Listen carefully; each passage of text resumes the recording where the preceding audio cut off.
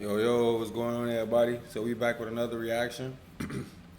We got Jay Marvelous right here on the screen. Is Montana 300. I want to say he was a Chicago rapper. He was upcoming for a little while back. He definitely. I remember he had his little wave going. So I want to see what he's talking about. Jay Marvelous. If you haven't or you don't know about him, subscribe to his channel. I want to say he was a producer, used to be an artist. Um, he got credit with 50 Cent, stuff like that. I want to say he's from New York. I'm not sure exactly, but yeah, he just be on his channel. He shares his stories and talk about just like things that artists be going through in the industry, stuff like that. So yeah, if you haven't check out his channel, I'll show it real quick. Matter of fact, you can go ahead and show him. Give bro his props. Jay Marvelous, right there, right there. Check him out, man. All right, let's get to the video though.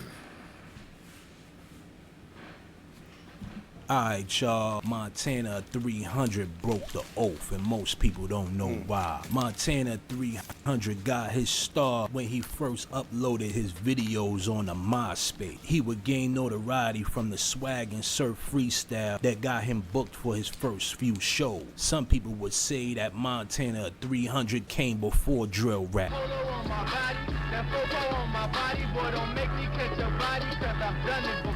He would then begin to take rap more serious and start his own record label, FGE, Fly Guy Entertainment. On this label, Montana 300 would release his own mixtapes that got him notoriety in the street. Bodies dropped, them kids never had a chance when I pulled up like the ice cream truck. He would then release his first debut mixtape, Curse with a Blessing. After gaining the name of Chicago, Montana 300 would audition for the TV show Empire. In an old interview, Montana 300 would explain how Chris Rock brought him into the industry, which led him to get a record deal. Chris Rock, like. Yo, hold on 1 second. I want to take a minute to show y'all my merchandise. If you see anything you like, go ahead and get you some. You'll be out there looking fly, looking fresh. I'm going to leave a link in the description. Back to the video. More than Story I ain't know on the about. show, you know. I was like, yeah, you know, I get $10,000 a show, $5,000. My bad, that's me moving the mouse. He's like, yeah, you know, that's good and all, but it's not really shit, you know what I'm saying? Like, you know, I'm thinking like, yeah, they the Chris Rock, you know what I'm saying? But he like, I don't really see no money off HBO. You know, he said, but I get 100% of my tour money. He said, 100% of my, he's like, you know how much that is, you know? And he told me like, he said, eventually you're gonna have to sign. I'm like, no, I'm not. No, I'm not. He's like, yes, you is. I said, no, I'm not. He's like, okay, look, you're never gonna be able to do for yourself what a multi-million dollar media can do for you, you know? And then I was like, yeah, I agree with that, you know? But to me, there's nothing like your freedom, you know? In the middle of talking, what's your name? What's your name? I said, Montana 300. So he's doing like this with his phone. So I'm thinking he's finna go to YouTube. We talking a little bit more. He said, I got Rick Rubin on the line. This is how he said it. I said, oh, okay. So he's talking to me a little more. I go off, I'm talking to somebody else. I come back maybe like 15 minutes later. We talking, he said, yeah, I checked out some of your shit, man. It's nice. I said, what'd you check out? He said, ice cream truck. I said, I got way better than that. You know, he's like, no, it's nice, it's a catchy song. You know, I think it's ready already and all, you know. And then, so we get on the set. We on there for probably like 7 hours. So we get a break, go to our phones. And then he also told me, he said, Rick Rubin says he likes you. You know, so I'm like, so then he put his phone right in front of my face like this, and then he told Rick Rubin to check me out. And Rick Rubin did some homework, and then he's like, yeah, man, I like him a whole lot, you know. And he was like, I'm gonna give you guys each other numbers before we get out of here, or whatever. He said, you definitely need to go to LA and, you know, for Rick Rubin, you know.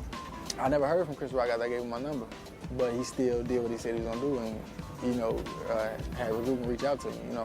Shortly after, Montana 300 would release his debut album, Fire in the Church. This album would peak number 95 on Billboard's Top 200. Montana 300 was on his way, but shortly after being in the industry, he would see the dark side. In an interview with DJ Small Eyes, he would talk about how the industry was full of freaky stuff. Now he broke the oath. What do you hate the most about the music industry? I mean, you named I say that hate your is a album strong Fire word. in the It's Church, not- bro. it's like, one thing that kind of irks me to get on my nerves is that it's always some type of homosexuality popping up, you know, with a lot of these rappers. You know what I'm saying? Like, some people come out one day and be like, oh man, he's spitting the realest shit, you know what I'm saying? He's spitting some real life shit, you know, this shit got some substance. Then later on they get a certain amount of money and it's just like, you know, some suspect ass shit just start happening, or, you know, come out of nowhere, and, you know, some people are like, oh, it's Illuminati, or I wonder if it's this, or this record label made them do that, and I don't know everybody's business, you know what I'm saying? But I know from, you could talk to a man and I have a conversation on nothing about him seem questionable, you see what I'm saying? Then one day you just see him on the internet, you know, and he dressed a certain type of way or doing some type of dance that just looks so demonic or possessed, you know what I'm saying, or some type of shit, or like somebody else has really controlled him or told him to do that, because this is not the same person that I met and had a conversation with, you know what I'm saying? So I don't know the story behind all that type of shit, but that type of shit to me, it could kind of irk me or get on my nerves, and I know it might be some people out there that it's really not them, you know what I'm saying, and somebody else really did make them do that, you see what I'm saying? And I could kind of, and if that's the case, then I kind of feel sorry for those type of motherfuckers, you know? And I'm pretty sure it's not what they originally signed up to do, you know what I'm saying, or plan on doing, you see what I'm saying? And one reason why I love about being independent and staying to myself is because they say the devil you know, is better than the devil you don't know, you know? And when you go signing with some other motherfuckers and dealing with some other people that's that devil you don't know. You know your own demons, you know yourself, you know what you need to work on. You know what I'm saying, as far as making yourself a better person and the temptations that you deal with every day from a day-to-day basis, you know. But when you dealing with other people, especially the people that got more money or control over your money and your actions and what you do and your music, it could be your dreams of getting a deal can actually be a nightmare, you know what I'm saying? So that's kind of the only thing that kind of like gets on my nerves and stuff sometimes when I see it. After the industry caught wind of this interview, Montana 300 will be blackballed. He will go on interview press runs discussing the inner dealings of the music business. You mentioned earlier that you felt like you were being blackballed in the industry. Yeah. Explain that. I basically met with every major label, and I kind of sit there kind of like I do now. And even when I was with Kanye, I think I went out the room, my manager was like, hey, you think he feeling my shit? Like my shit I'm playing for him? And he like, yeah, you know, and I kind of just, you know, I sit because I watch and I observe, and I try to see through and read a lot of bullshit. You know, a lot of people, the thing in life and with people is this, like, nobody gets rewards for telling the truth. And if people did, a lot more people would tell the truth. But people get rewards for lying. The record labels lie to artists all the fucking time just to get their ass to sign on that dotted line. Now I got them.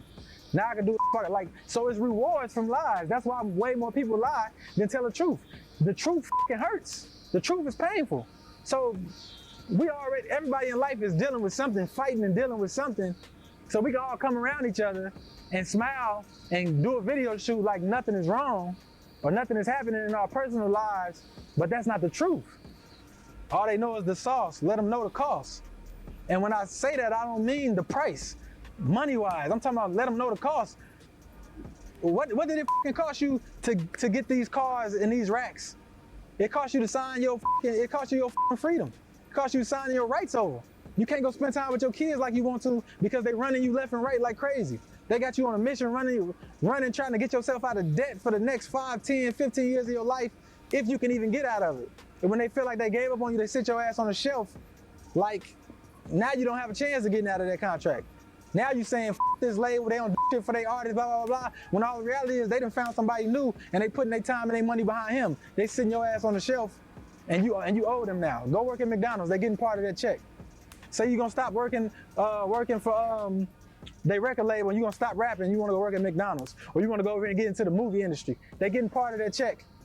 because they got that signature out your ass. After Montana 300 exposed the industry, would have to pay the price. In February of 2025, Montana 300 will be arrested on multiple charges. I guess the industry don't play fair. Let me know what y'all think. Did Montana 300 break the oath, or did he just get a bad deal? Leave your comments below.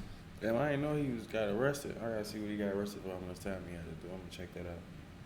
Yeah, appreciate you made it to the end of the video. y'all, My bad. I appreciate you made it to the end of the video. Yeah, check out Jay Marvelous, man. Subscribe to his channel.